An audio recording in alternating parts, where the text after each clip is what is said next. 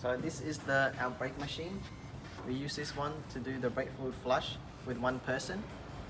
So with this machine, we have this hose which is fed from this barrel.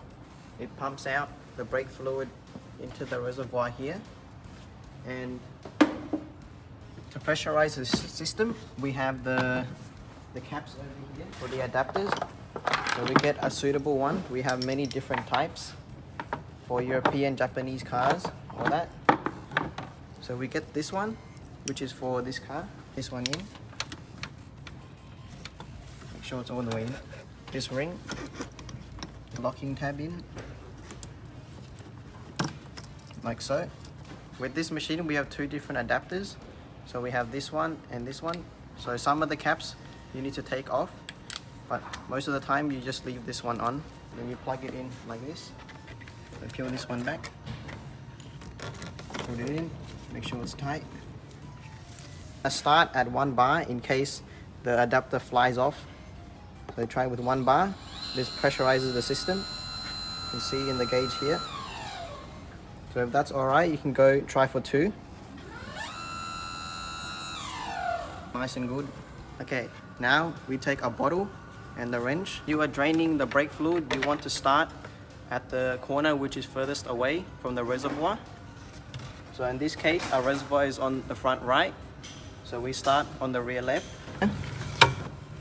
And what you want to do is you want to put this hose in here and then crack this bleeding nipple like so.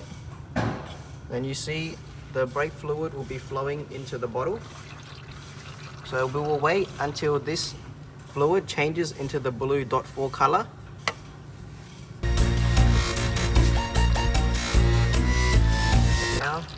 Now that the brake fluid has changed color into this blue dot 4 color, we can close the nipple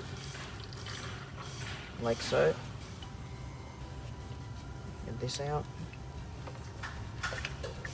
And make sure the nipple is tight. After that, you can get some brake cleaner to clean the area.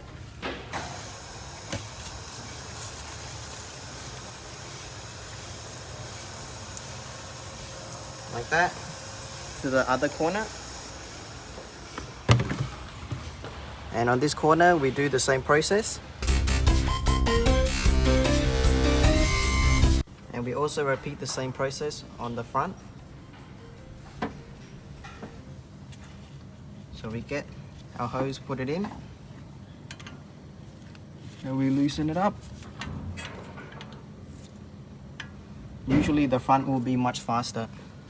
See how it's already changed the color? It's much faster at the front.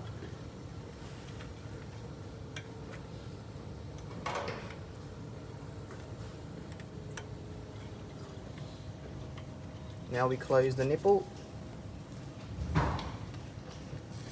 Sometimes in older cars, the nipple will be very tight and rusted.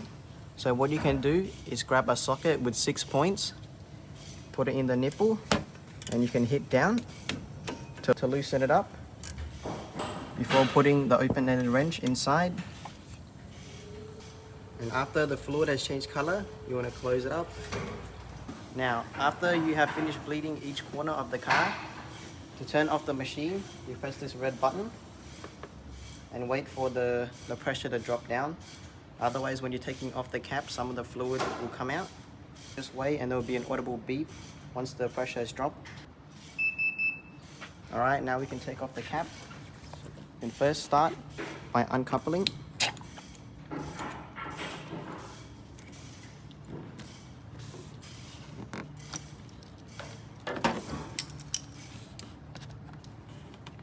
Now that you have the adapter removed, what you want to do is come around to the car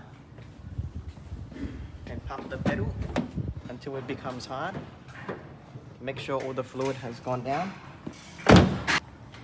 After you have done that, you want to see where the maximum line is, and you get a brake sucker bottle to make the level good. So on some cars, before you suck the fluid out, you must remove the filter, this one. So usually you can use like a pick. And with the brake sucker bottle, you can put it in here and suck it out. put the filter back in and put the lid back on. Make sure it's all the way on. And we can use some brake cleaner to clean up the area. So everything is clean. You don't want any brake fluid on the paintwork.